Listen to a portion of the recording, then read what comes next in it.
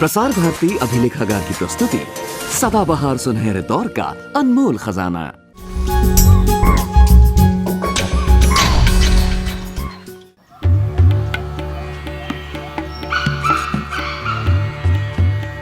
दक्षिणी भारत के रहस्यमय वर्षावन। इस बार हम निकले हैं यहां मिलने वाले एक खास जानवर की तलाश में, जो पूरी दुनिया में और कहीं नहीं मिलता।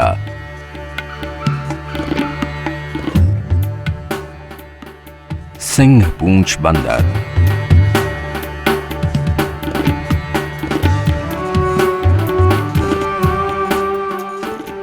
केरल तमिलनाडु की सीमा पर कोयंबटूर से 115 किलोमीटर दूर अन्नामलाई की पहाड़ियों में हमारा मुकाम है वालपारे।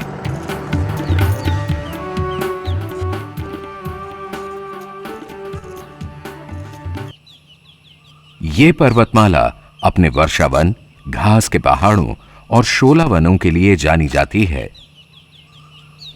अंग्रेजी हुकूमत के दौरान इन पहाड़ियों पर मुनाफे की इबारत लिख दी गई। सदियों पुराने वर्षावनों की इमारती लकड़ी बेशकीमती थी। जंगल साफ कर दिए गए और इनकी जगह चाय बागानों ने ले ली। इसका श्रेय जाता है G.A. कार्वर मार्श को। वालपारे की राह में उनकी यह प्रतिमा शायद मार्श की दूरदृष्टि को इंगित कर रही है। इस इलाके में बारिश खूब होती है। ढलानों पर पानी रुकता नहीं। चाय के लिए बढ़िया जगह।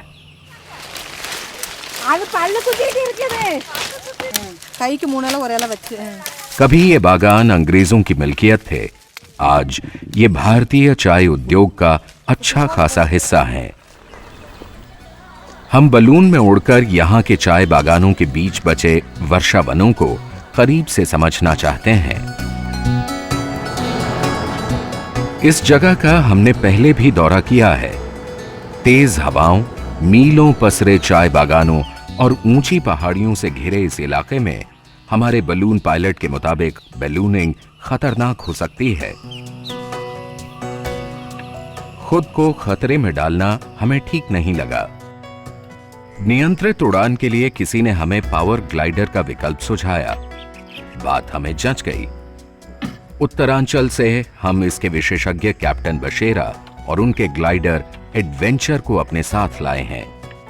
वालपारे के फुटबॉल के मैदान में जोर शोर से तैयारी शुरू हुई। हमने इस पर कैमरा लगाने के लिए एक ठीक जगह भी ढूंढ ली।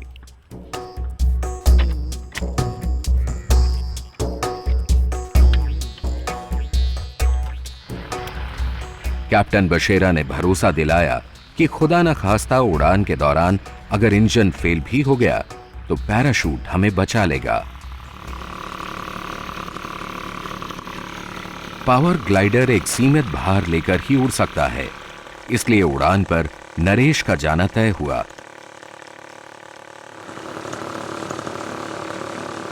कैप्टन उनके पीछे बैठकर उड़ान निर्देशित करेंगे।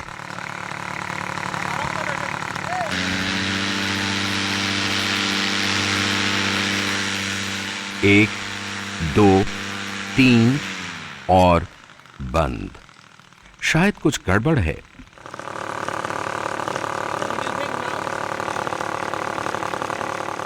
हमारे विशालकाय भारी भरकम गुब्बारे और उसके 450 किलो के साजो सामान के आगे ये पावर ग्लाइडर तो खिलौना सा लग रहा है।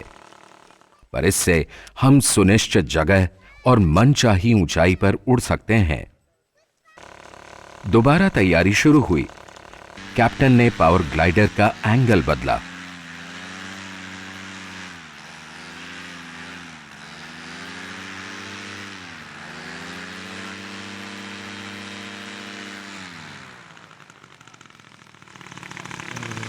दूसरी कोशिश भी बेकार। शायद इसे बड़ा रनवे चाहिए। कैप्टन के कहने पर हम एक और फील्ड की तलाश में निकल पड़े।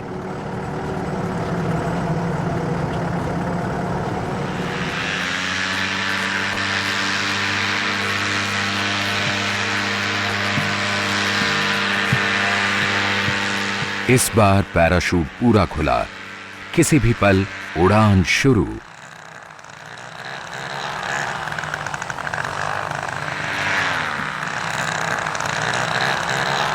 अब क्या हो गया? फिर इंजन बंद। समझ में नहीं आ रहा वजह क्या है। 2 दिन की कोशिश के बाद कैप्टन बशेरा ने हाथ खड़े कर दिए। घर से सैकड़ों मील दूर, ऊपर से उड़न खटोले की विफलता ने हमारा मन खट्टा कर दिया। समय और पैसे बर्बाद हुए अलग।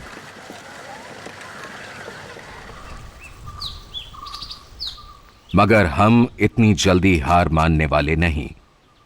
आसमान नहीं तो जमीन ही सही।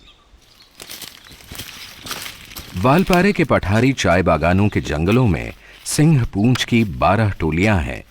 यहां के इन निजी जंगलों का दौरा करने के लिए हमने प्रबंधन से बात की। मंजूरी मिल गई। साथ ही मिला वॉचमैन चिन्ना स्वामी, एक ऐसा शख्स जो यहां के जंगल और सिंह पूंछ बंदर को बखूबी जानता है।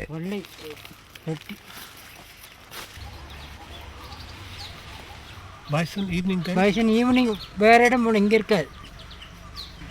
No. மங்கி இன்னும் ஒரு அரை மணி நேரம் ஜங்கிள் ஏறிடும் மேலே.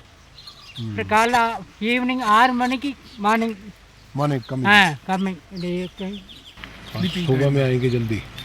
Sleeping time. Sleep about Sleep on top. Holding. 2, 3. 2, 3, 4.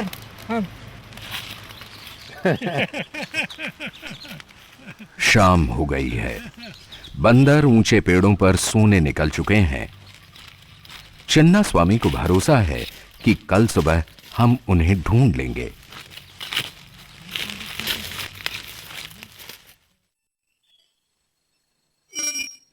सुबह का वक्त मलाबार थ्रश की सुरीली सींटियों से जंगल गूंज रहा है।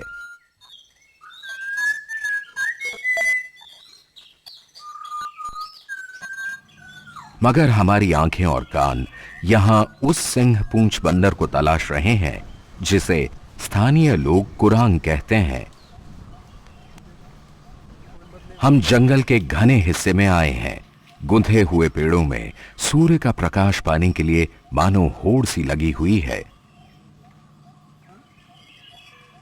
कुरांग ऐसे ही जंगलों में 15-20 की छोटी छोटी टोलियों में रहते हैं। जमीन पर उतरना इनका स्वभाव नहीं। ये सब खाने की तलाश में निकल पड़े हैं।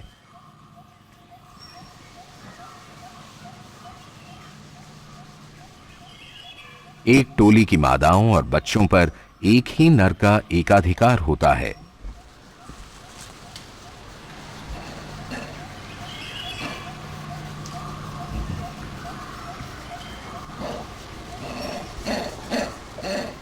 छोटे नर वयस्क होने पर टोली छोड़ जाते हैं।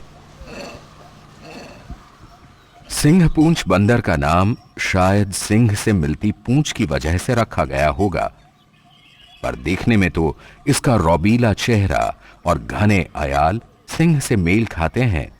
इसलिए इसका नाम सिंह पूंछ नहीं बल्कि सिंह मुख होना चाहिए। टोली आगे बढ़ रही है, पर हमें तलाश है उस बड़े ताकतवर नर की जो इनका मुखिया है। மீசை அவர் எல்லாத்தையும் பார்த்து அப்படியே வெயில். But leader big. Leader big. बड़े डील डॉल वाला यह नर सुबह की ठंड में धूप का आनंद लेते हुए अपने झुंड की निगरानी कर रहा है।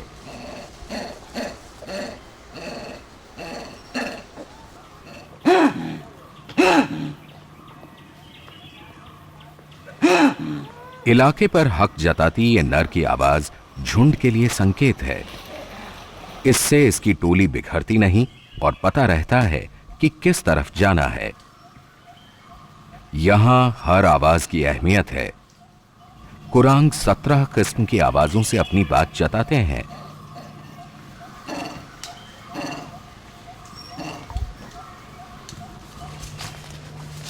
डॉक्टर आनंद कुमार ने कई साल सिंह पूंछ बंदरों और इनके सिमटते वर्षा वनों पर शोध किया है। If you look at the history of this, इन जंगलों का वर्गीकरण यहाँ पाए जाने वाले कोलिनिया, मिसवा और पेलांकुआ जैसे पेड़ों के रूप में किया गया है। Oh, I see. ये देखिए कोलिनिया का पेड़। इसके फल कुरांग का मुख्य भोजन है। मंगीस पिंच Eating. पिस्ट Seed out. सेव Seed eating. Oh. दुनिया भर में पाई जाने वाली बंदर बिरादरी की 21 नस्लों में से सिर्फ कुरांग ही सबसे खतरे में है। ये लुप्त होने की कगार पर है। आज दुनिया में 2500 से भी कम बचे हैं। जंगलों की अंधाधुंध कटाई ने कुरांग का जीवन चक्र ही बदल दिया है।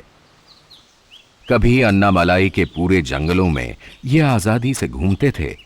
आज बचे खुचे जंगलों में इनकी कुछ टोलियां फंस कर रह गई हैं। यहां स्थानीय वनस्पति की जगह परदेसी पेड़ पौधों ने ले ली है। जंगल के इस बदलाव के साथ कुरांग ने भी खुद को ढाल लिया है। कुदरती फल फूल के अभाव में अब तो ये लैंटाना जैसी झाड़ियों के बीज भी खा लेते हैं।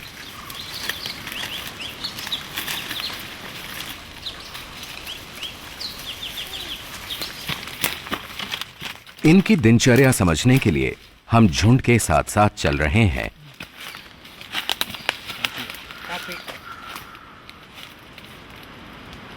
Monkey eat. ಮಂಗಿ ಕಮ್ಮಿ ಹಾಂ ಅದಕ್ಕೆ Eating. salty, is it? Sweeter. Coffee. Coffee Monkey eating. ಮಂಗಿ ಈಟಿ Kurang. कॉफी के फल भी अब इनकी खुराक का हिस्सा बनते जा रहे हैं। केरल, तमिलनाडु और कर्नाटक के प्राकृतिक घने वर्षा वनों में इन्हें देखना आसान नहीं है। स्वभाव में शर्मीले ये बंदर पेड़ों की ऊपरी सतह पर रहते हैं, पर यहां कुछ और बात है। ये जवान नर कुछ ज्यादा ही जिज्ञासु है।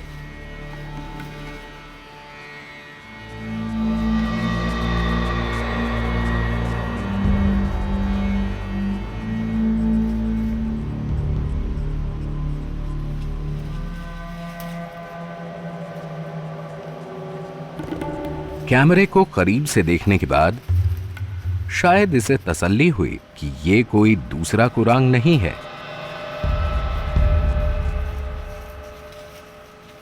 जमीन पर इनका यह अभियान भी खाने की खोज में है। कुरांग सर्वभक्षी हैं। टिड्डे, मकड़ी मेंढक, छोटे सांप, चिड़िया, अंडे बच्चे जो मिल जाए सब खा लेते हैं।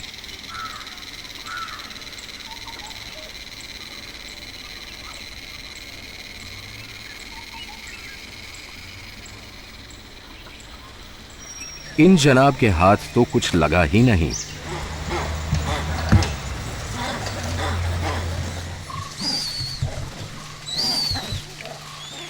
दूसरी ओर बंदरों में कुछ छीना झपटी, नर कुछ लेकर भागा।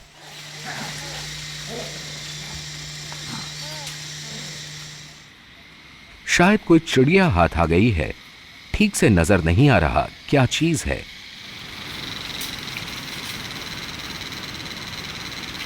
अपने शिकार को यह बार बार डाल पर रगड़ रहा है। उसे खाने से पहले जान से मार देना चाहता है। बैट खुरवी Kurvi. Kurvi. Kurvi. Bat Bat. देखने में भले ये अच्छा ना लगे, लेकिन कुरांग को चमगादड़ खाते शायद पहली बार फिल्माया गया है।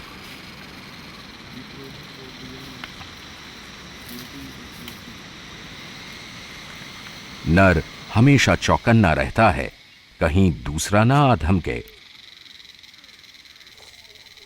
नर की ये साज संभाल प्यार जताने का तरीका है।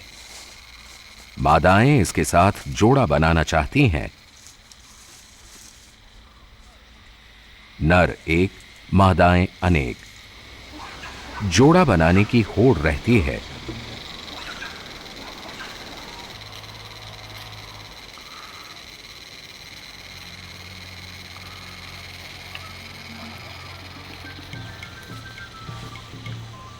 कुछ चाय बागानों में कटहल के पेड़ काफी हैं। ये पेड़ इन्हीं के लिए छोड़े हुए हैं।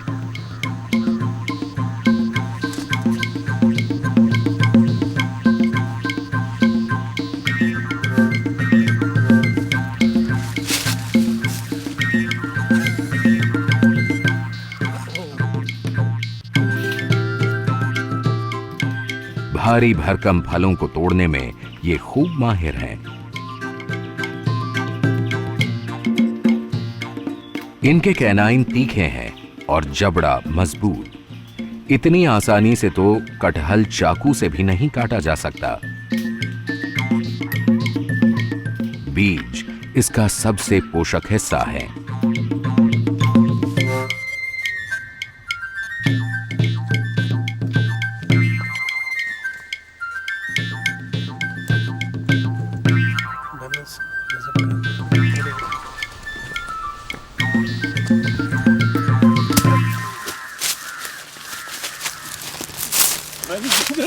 वेरी वेरी डेंजर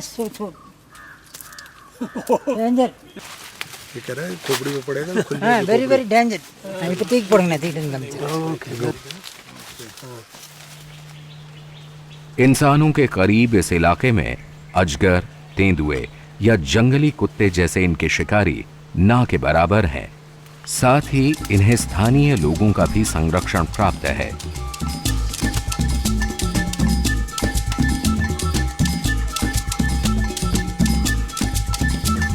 बच्चे तो बच्चे हैं, मौका मिले और मस्ती ना करें हो ही नहीं सकता।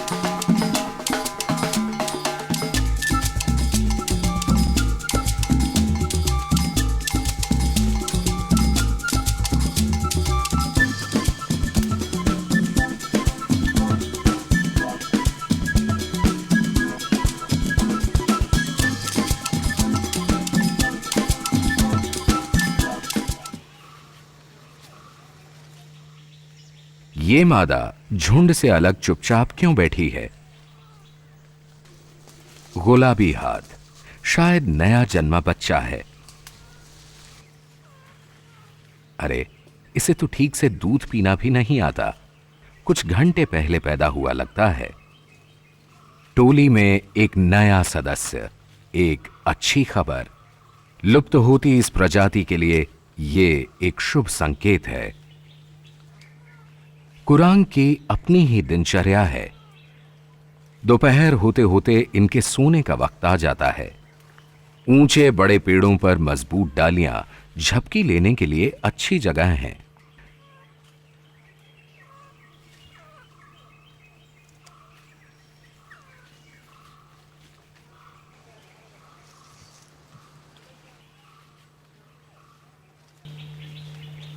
सुस्ताने के लिए हम भी अपने कैंप की तरफ रवाना हुए।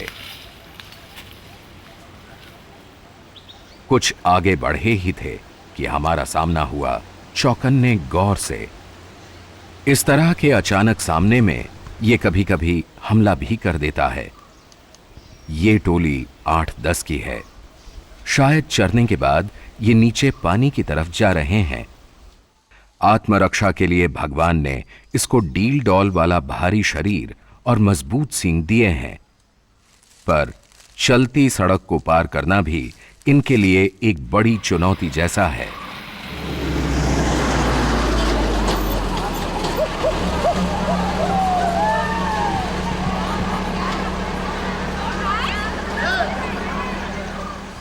जैसे तैसे सड़क पार की।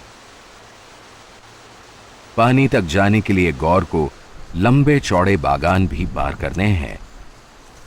बागान को इनसे कोई नुकसान नहीं। कुरांग को मजबूरन ही जमीन पर उतरना पड़ता है।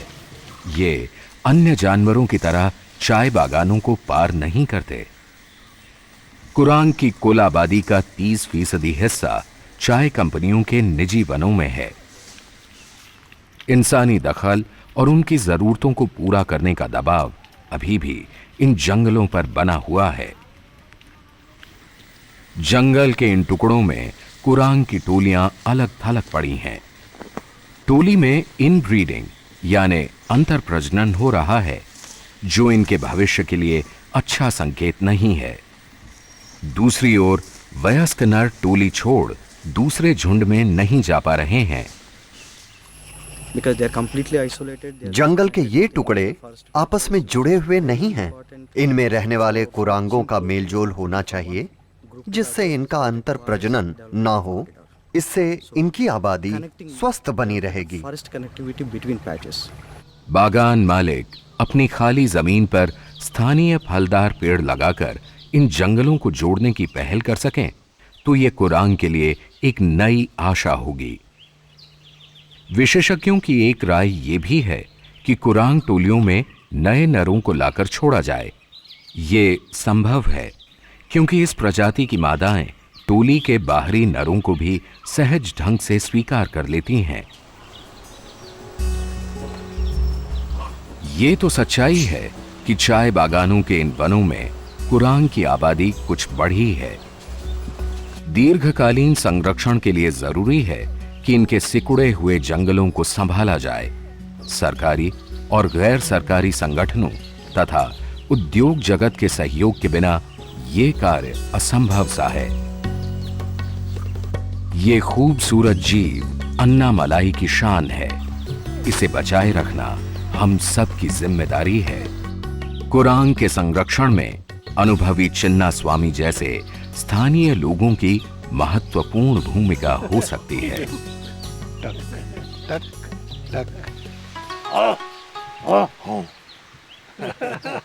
Very good. Today's photo. Very good photo. look at this. Chana good. Very good. Very good. Very nice color. Beautiful color. Beautiful. Full Ranjam.